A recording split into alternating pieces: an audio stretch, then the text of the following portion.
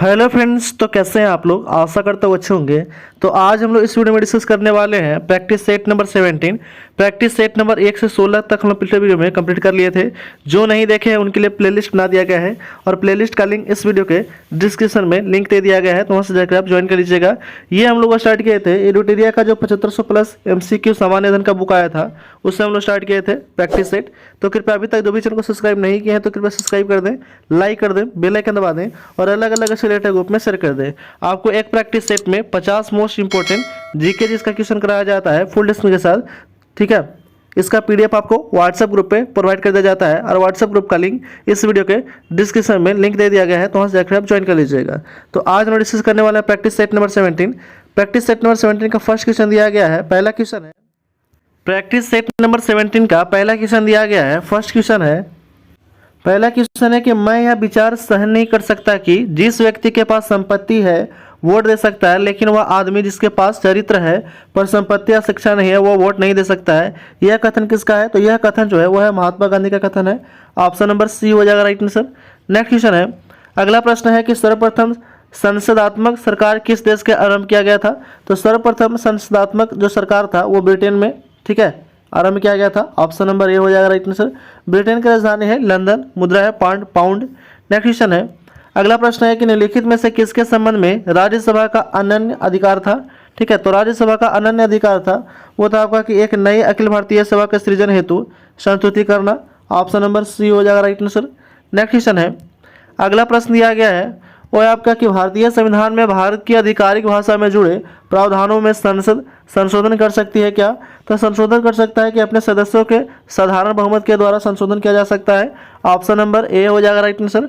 Next question है, अगला प्रश्न है कि राज्य के नीति निर्देशक तत्व सहज अध्ययन के लिए निम्न में से कौन से भागों में विभाजित किए जा सकते हैं? तो यह विभाजित किए जा सकते हैं समाजवादी में, उदारवादी और भौतिकवादी में, भौतिकतावादी में, गांधीवादी में, उपयुक्त सभी। ऑप्शन नंबर डी हो जाएगा राइट आंसर। नेक्स्ट क्वेश्चन है, अगला प्रश्न है कि निम्नलिखित में से किस अनुच्छेद को भारतीय संविधान का स्वर्ण त्रिकोण कहा जाता है? तो भारतीय संविधान का स्वर्ण त्रिकोण कहा जाता है वह है आपका अनुच्छेद 14, 19 और 21। ऑप्शन नंबर क्या हो जाएगा? ए हो जाएगा राइट आंसर, 1, 2 और 3। नेक्स्ट क्वेश्चन है, अगला प्रश्न दिया गया है वो है आपका कि एक वास्तविक गैस किसके एक आदर्श गैस के रूप में क्रिया कर सकता है? तो एक वास्तविक गैस किस में एक आदर्श गैस के रूप में क्रिया कर सकता है? तो वह आपका निम्न दबाव और उच्च तापमान। ऑप्शन नंबर बी हो जाएगा राइट आंसर। नेक्स्ट क्वेश्चन है, अगला प्रश्न दिया गया है कि सूची 1 और सूची 2 को साथ सुमेलित कीजिए तथा दिए गए कूट को सही उत्तर चयन करना है, ठीक है। तो यहाँ पे हम लोग देखते हैं कि लिथुआनिया देश दिया गया और राजधानी कहाँ है? तो लिथुआनिया का जो राजधानी है वो है आपका विनियस है, ठीक है। अल्बानिया की राजधानी कहाँ है? तो तिराना है। माली का राजधानी है कहाँ? तो बमाको। और ठीक है, लिचेस्टिन का जो राजधानी है वो कहाँ है? तो बादूज है। एक बार फिर से देख लेते हैं, लिथुआनिया की जो राजधानी है वो है विनियस है, ठीक है। अल्बानिया की राजधानी है तिराना, माली की राजधानी है बमाको और लिचेस्टिन का जो राजधानी है वो है वादूज है। इसका जो राइट आंसर हो जाएगा वो हो जाएगा आपका ऑप्शन नंबर सी हो जाएगा, 2, 3, 1, 4, ठीक है। नेक्स्ट क्वेश्चन है, अगला प्रश्न दिया गया है आपका कि हिमालय में मुख्य सीमांत भ्रंश किसको पृथक करता है? तो हिमालय में मुख्य सीमांत भ्रंश जो है वो पृथक करता है बृहद हिमालय को लघु हिमालय से। ऑप्शन नंबर ए हो जाएगा राइट आंसर। नेक्स्ट क्वेश्चन है, अगला प्रश्न है कि सूर्य के बाद सबसे नजदीक के तारे का प्रकाश पृथ्वी तक पहुंचने में लगभग कितना समय लेता है? तो लगभग जो है वो 4.2 वर्ष समय लेता है। ऑप्शन नंबर डी हो जाएगा राइट आंसर। नेक्स्ट क्वेश्चन है, अगला प्रश्न है कि निम्नलिखित में से कौन चंद्रगुप्त विक्रमादित्य की सभा के नवरत्नों में शामिल था? तो शामिल जो था वो था आपका कौन कौन था? तो धन्वंतरी था, ठीक है, छपनक था, उसके बाद कालिदास थे और अमर सिंह थे। ऑप्शन नंबर क्या हो जाएगा? 1, 2, 3, 5। ऑप्शन नंबर ए हो जाएगा राइट आंसर। नेक्स्ट क्वेश्चन है, अगला प्रश्न दिया गया है आपका कि रॉबर्ट ब्रूस फुट जिन्होंने भारत में पहली बार पूरा पाषाण उपकरण की खोज की वह क्या थे? तो वह एक जो थे भू गर्भ वैज्ञानिक और पुरातत्ववादी थे। ऑप्शन नंबर डी हो जाएगा राइट आंसर। ए और बी दोनों हो जाएगा। नेक्स्ट क्वेश्चन है, अगला प्रश्न है कि गैरिक मृदभांड का नामकरण कहाँ हुआ था? तो गैरिक मृदभांड का जो नामकरण हुआ था वो हस्तिनापुर में हुआ था। ऑप्शन नंबर बी हो जाएगा राइट आंसर। नेक्स्ट क्वेश्चन है, अगला प्रश्न है कि दिल्ली का वह कौन सा सुल्तान था जिसने लोक कल्याणकारी विभाग की स्थापना किया था? तो लोक कल्याणकारी विभाग का स्थापना करने वाला जो सुल्तान था वो था आपका फिरोज शाह तुगलक। फिरोज शाह तुगलक का जो शासनकाल रहा था 1351 से लेकर के 1388 तक। गियासुद्दीन तुगलक का कार्यकाल रहा था 1320 से लेकर के 1325 तक, ठीक है। अलाउद्दीन खिलजी का शासनकाल रहा था 1296 से लेकर के 1316 तक। और सिकंदर लोदी का जो शासन रहा था वो 1489 से लेकर के आपका 1517 तक शासन रहा था। नेक्स्ट क्वेश्चन है, क्वेश्चन नंबर 15 दिया गया है कि 1544 ईस्वी में शेर शाह ने मालदेव को हराकर निम्न से किस पर अधिकार कर लिया था? तो यह अधिकार कर लिया था आपका जोधपुर पर अधिकार कर लिया था। ऑप्शन नंबर ए हो जाएगा राइट आंसर। ठीक है, नेक्स्ट क्वेश्चन है, अगला प्रश्न है कि मुगल सिंहासन पर जहांगीर के सत्तासीन होने के अवसर पर दरबार का दृश्य किस चित्रकार ने चित्रित किया था? तो यह था आपका अबुल हसन ने चित्रित किया था। ऑप्शन नंबर सी हो जाएगा राइट आंसर। नेक्स्ट क्वेश्चन है, अगला प्रश्न दिया गया है वह आपका कि मध्यकालीन इतिहास में किस राजवंश ने महिलाओं को उच्च पद पर नियुक्त किया था? तो महिलाओं को उच्च पद पर नियुक्त किया था वह आपका चालुक्य वंश। चालुक्य वंश के संस्थापक थे पुलकेशिन प्रथम। प्रतिहार वंश के संस्थापक थे नागभट्ट प्रथम। ठीक है, नागभट्ट प्रथम। और पल्लव वंश के जो संस्थापक थे वो था श्री विष्णु। और चोल वंश के संस्थापक कौन थे? तो विजयालय थे। नेक्स्ट क्वेश्चन है, अगला प्रश्न है कि भारत की संविधान सभा की अंतिम बैठक की सही तिथि बताइए। तो अंतिम बैठक जो था भारतीय संविधान सभा का कब हुआ था? 24 जनवरी 1950 को अंतिम बैठक। और पहला बैठक पूछ लेगा तो कब होता है? तो 9 दिसंबर 1946 को प्रथम बैठक होता है, ये भी ध्यान रखिएगा। नेक्स्ट क्वेश्चन है, अगला प्रश्न है कि लोकसभा में केंद्र शासित क्षेत्रों का सर्वाधिक प्रतिनिधित्व कितना हो सकता है? तो सर्वाधिक प्रतिनिधित्व जो है वो 20 हो सकता है। ऑप्शन नंबर बी हो जाएगा राइट आंसर। नेक्स्ट क्वेश्चन है, अगला प्रश्न है कि निम्नलिखित में करों को कौन सा कर ग्राम पंचायत के द्वारा लगाया जाता है? तो ग्राम पंचायत के द्वारा लगाया जाने वाला जो कर है वह आपका स्थानीय मेलों पर कर। ऑप्शन नंबर सी हो जाएगा राइट आंसर। नेक्स्ट क्वेश्चन है, अगला प्रश्न है कि महात्मा गांधी ने खिलाफत आंदोलन का समर्थन क्यों किया था?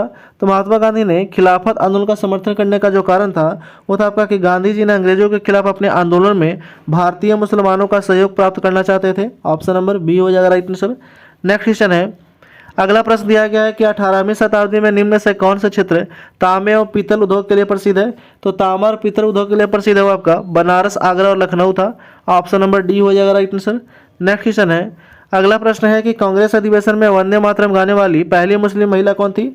तो कांग्रेस अधिवेशन में वंदे मातरम गाने वाली पहली मुस्लिम महिला जो थी वो थी आपका रेहाना तैयब था। ऑप्शन नंबर ए हो जाएगा राइट आंसर। पहली बार कब गाया गया था? तो पहली बार गाया गया था 1896 में, ये भी आपको ध्यान में रखना है। नेक्स्ट क्वेश्चन है, अगला प्रश्न है कि निम्नलिखित में से कौन सा हैदराबाद के निजाम का एक अर्धसैनिक बल था? तो हैदराबाद के निजाम का एक अर्धसैनिक बल था वो था आपका रजाकार था। ऑप्शन नंबर बी हो जाएगा राइट आंसर। नेक्स्ट क्वेश्चन है, क्वेश्चन नंबर 25 है, दिया गया कि निम्नलिखित में से किस लड़ाई में अवध के नवाब को ईस्ट इंडिया कंपनी पर निर्भर बना दिया था? तो अवध के नवाब को ईस्ट इंडिया कंपनी पर निर्भर बना दिया था कब?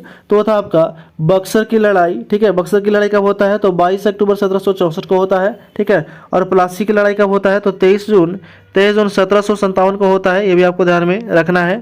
नेक्स्ट क्वेश्चन है, अगला प्रश्न दिया गया है कि साबुन में ग्रीस को किस विधि के द्वारा अलग किया जाता है? तो साबुन से ग्रीस को अलग किया जाता है पाइस्त्रीकरण विधि के द्वारा। ऑप्शन नंबर ए हो जाएगा राइट आंसर। तो जितने भी आपको क्वेश्चन कराया जा रहा है ये मोस्ट इंपॉर्टेंट क्वेश्चन है और जिनका एग्जाम आने वाला है जैसे एनटीपीसी का, बिहार इलेक्ट्रिक का, एसएससी का, तो जितने भी एग्जाम का कम्पिटिटिव एग्जाम का तैयारी कर रहे हैं उनके लिए मोस्ट इंपॉर्टेंट प्रैक्टिस सेट चलाया जा रहा है आपका। ठीक है, जीके जीएस का जो हम लोग एडिटोरिया का जो 7500 प्लस बुक आया था एमसीक्यू सामान्य धन का, उससे हम लोग स्टार्ट किए थे। तो कृपया अभी तक जो भी चैनल को सब्सक्राइब नहीं किए हैं तो कृपया सब्सक्राइब कर दें, लाइक कर दें, बेल आइकन दबा दें और अलग अलग रिलेटेड ग्रुप में शेयर कर दें और कमेंट करके बता सकते हैं कि कौन सा आपको नेक्स्ट वीडियो चाहिए। ठीक है, किस टॉपिक से रिलेटेड वो भी आप कमेंट करके बता सकते हैं और कोई भी अपना सुझाव जो है वो कमेंट बॉक्स में दे सकते हैं। इसका पीडीएफ आपको व्हाट्सएप ग्रुप पे प्रोवाइड कर दिया जाता है और व्हाट्सएप ग्रुप का लिंक इस वीडियो के डिस्क्रिप्शन में लिंक दे दिया गया है, तो वहाँ से जाकर आप ज्वाइन कर लीजिएगा। इसके पहले जो प्रैक्टिस सेट नहीं देखे हैं 1 to 16, ठीक है, तो उनके लिए प्लेलिस्ट भी बना दिया गया है और प्लेलिस्ट का लिंक इस वीडियो के डिस्क्रिप्शन में दे दिया गया है, तो वहाँ से जाकर आप देख सकते हैं। आते हैं नेक्स्ट क्वेश्चन की ओर। अगला प्रश्न दिया गया है 27 नंबर क्वेश्चन है कि निम्नलिखित में विद्युत चुंबकीय विकिरण में से किसकी ऊर्जा अधिकतम होता है? तो अधिकतम ऊर्जा होता है वो आपका गामा किरण का होता है। ऑप्शन नंबर डी हो जाएगा राइट आंसर। नेक्स्ट क्वेश्चन है, अगला प्रश्न है कि ठीक है, फ्लोरोसिस किसकी उपस्थिति के कारण होता है? तो फ्लोरोसिस जो होता है वो पानी के में फ्लोराइड की उपस्थिति के कारण फ्लोरोसिस होता है। ऑप्शन नंबर ए हो जाएगा राइट आंसर। नेक्स्ट क्वेश्चन है, अगला प्रश्न है कि निम्नलिखित तत्वों में से कौन सा तत्व तंत्रिका तंतु में आवेग संचरण के लिए आवश्यक है? तो तंत्रिका तंतु में आवेग संचरण के लिए आवश्यक जो तत्व है वो हो जाएगा आपका सोडियम हो जाएगा। ठीक है, सोडियम का संकेत क्या होता है? तो Na होता है, कैल्शियम का Ca होता है, लोहा का क्या होता है? Fe होता है और जस्ता का क्या होता है? तो Zn होता है। नेक्स्ट क्वेश्चन है, अगला प्रश्न है कि संक्रमण में शरीर किसके सहयोग से लड़ता है? तो संक्रमण में जो शरीर है वो लड़ता है आपका प्रतिरक्षी प्रणाली से। ठीक है, प्रतिरक्षा प्रणाली से। ऑप्शन नंबर डी हो जाएगा राइट आंसर। नेक्स्ट क्वेश्चन है, अगला प्रश्न दिया गया है कि साइनाइड विषाक्त के कारण सेकेंड में मृत्यु हो जाती है, क्योंकि इसका जो कारण है क्या है, तो कारण जो है वो कार्डियक अरेस्ट करता है। ऑप्शन नंबर सी हो जाएगा राइट आंसर। नेक्स्ट क्वेश्चन है, अगला प्रश्न दिया गया है कि उच्चतर पौधे के बीज के पोषक उत्तक को क्या कहते हैं। क्वेश्चन है कि उच्चतर पौधे के बीज पोषक उत्तक को क्या कहते हैं, तो इसको कहा जाता है एंडोस्पर्म कहा जाता है। ऑप्शन नंबर बी हो जाएगा राइट आंसर। नेक्स्ट क्वेश्चन है, अगला प्रश्न है कि क्षतिग्रस्त उत्तक की वृद्धि और मरम्मत में क्यों शामिल है, तो क्षतिग्रस्त उत्तक की वृद्धि और मरम्मत में जो है वो शामिल है केवल अर्धसूत्री कोशिका विभाजन। ऑप्शन नंबर सी हो जाएगा राइट आंसर। नेक्स्ट क्वेश्चन है, अगला प्रश्न दिया गया है कि जीवों में अत्यधिक विविधता का कारण क्या है, तो जीवों में अत्यधिक विविधता का जो कारण है वह उत्परिवर्तन है। ऑप्शन नंबर सी हो जाएगा राइट आंसर। नेक्स्ट क्वेश्चन है, अगला प्रश्न है कि निम्नलिखित में से कौन सा कोशिकांग प्रोटीन संश्लेषण में प्रमुख भूमिका निभाता है, तो है आपका एंडोप्लाज्मिक रेटिकुलम और राइबोसोम। ऑप्शन नंबर बी हो जाएगा राइट आंसर। नेक्स्ट क्वेश्चन है, अगला प्रश्न दिया गया है 36 नंबर क्वेश्चन है कि जीवित प्राणियों के शरीर में होने वाले निम्नलिखित में से कौन सी प्रक्रिया पाचन प्रक्रिया है, तो है आपका प्रोटीन का अमीनो अम्ल में विघटन, यह पाचन प्रक्रिया है। ऑप्शन नंबर ए हो जाएगा राइट आंसर। नेक्स्ट क्वेश्चन है, अगला प्रश्न दिया गया है कि किसी रासायनिक अभिक्रिया में धन उत्प्रेरक की भूमिका क्या होती है, तो धन उत्प्रेरक की जो भूमिका होती है यह अभिक्रिया की दर को बढ़ाता है। ऑप्शन नंबर ए हो जाएगा राइट आंसर। नेक्स्ट क्वेश्चन है, अगला प्रश्न दिया गया कि प्रथम विश्व युद्ध में निम्नलिखित में से किसका रासायनिक आयुध के रूप में प्रयोग किया जाता है, तो रासायनिक आयुध के रूप में प्रयोग किया जाता है वो है आपका मास्टर्ड गैस का। ऑप्शन नंबर सी हो जाएगा राइट आंसर। नेक्स्ट क्वेश्चन है, अगला प्रश्न है कि निम्नलिखित यौगिक में से कौन सा एक शुष्क करने वाले कारक के रूप में प्रयुक्त होता है, तो ठीक है निम्नलिखित में से कौन सा एक शुष्क करने वाले कारक के रूप में प्रयुक्त होता है यौगिक, तो है आपका कैल्शियम ऑक्साइड है। ऑप्शन नंबर बी हो जाएगा राइट आंसर। नेक्स्ट क्वेश्चन है, अगला प्रश्न है कि क्वींसबेरी नियम किस खेल पर लागू होता है, तो क्वींसबेरी नियम जो है यह लागू होता है बॉक्सिंग पे। ऑप्शन नंबर ए हो जाएगा राइट आंसर। नेक्स्ट क्वेश्चन है, अगला प्रश्न दिया गया है कि चापेकर बंधुओं ने 1896 से 97 ईस्वी में व्यायाम मंडल की स्थापना कहाँ किया था, तो चापेकर बंधुओं ने 1896 से 97 ईस्वी में व्यायाम मंडल की स्थापना जो था ये किया गया था पुणे में। ऑप्शन नंबर ए हो जाएगा राइट आंसर। नेक्स्ट क्वेश्चन है, अगला प्रश्न दिया गया कि निम्नलिखित में से किसने द प्रिंस लिखा था, तो द प्रिंस लिखा था किसने, वो है आपका मैकियावेली ने लिखा था। और ये कब लिखा गया था, तो 1513 ईस्वी में लिखा गया था, लेकिन प्रकाशन कब हुआ था, तो 1532 में हुआ था। नेक्स्ट क्वेश्चन है, अगला प्रश्न दिया गया है कि ओलंपिक खेलों में किस खेल के लिए बैल वाकर कप प्रदान किया जाता है, तो बैल वाकर कप जो है प्रदान किया जाता है मुक्केबाजी में। ऑप्शन नंबर बी हो जाएगा राइट आंसर। नेक्स्ट क्वेश्चन है, अगला प्रश्न दिया गया है क्वेश्चन नंबर 45 है कि लैपिज किस क्षेत्र से संबंधित स्थलाकृति है, तो लैपिज जो है यह संबंधित है भूमिगत जल से। ऑप्शन नंबर ए हो जाएगा राइट आंसर।